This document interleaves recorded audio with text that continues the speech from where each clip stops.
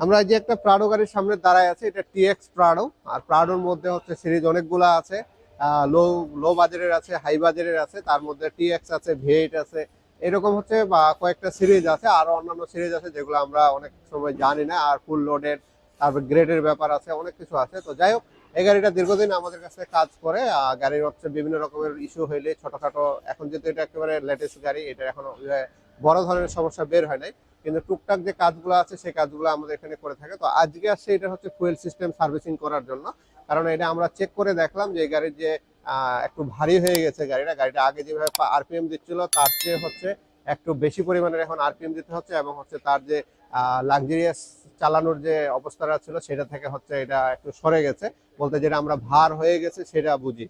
তো এই সমস্যা আমরা অ্যানালাইসিস করে পাইলাম যে এই গাড়ির হচ্ছে ফুয়েল সিস্টেমের সার্ভিসিং এর একটা প্রয়োজন আছে। তো আমরা এই ফুয়েল সিস্টেম সার্ভিসিং করার জন্য অলরেডি আমাদের টিম হচ্ছে কাজ করতেছে এই জায়গায়। তো এটা আমরা সার্ভিসিং করব, সার্ভিসিং করার পরে আশা করি তারপর আমাদের যে স্ক্রিনিং এর ব্যাপারগুলো আছে সেগুলো করে সব কমপ্লিট করে আশা করি যে প্রবলেমটা নিয়ে আসে সেই প্রবলেমটা থেকে সলভ হয়ে যাবে ইনশাল্লাহ।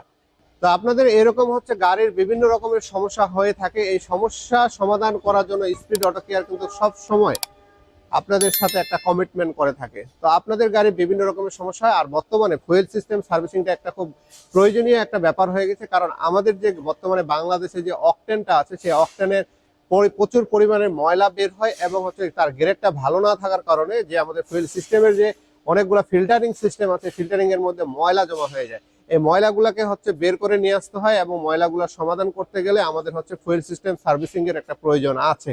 তো আমাদের অনেক সময় বিভিন্ন জন মার্কেটিং করার জন্য হচ্ছে আমাদের কিছু ফুয়েল ক্লিনার হচ্ছে কিছু বের হয়েছে, সেই ফুয়েল ক্লিনারগুলো দিয়ে হচ্ছে ওয়াশ করলে বলে যে ঠিক হয়ে যায়, আসলে এরকম ব্যাপারটা কিছু না। সেটাতে আরো কিছুটা হচ্ছে জটিল রোগ হয়ে যায় কিংবা জটিল বিষয় হয়ে যায় পার্টসের ক্ষেত্রে।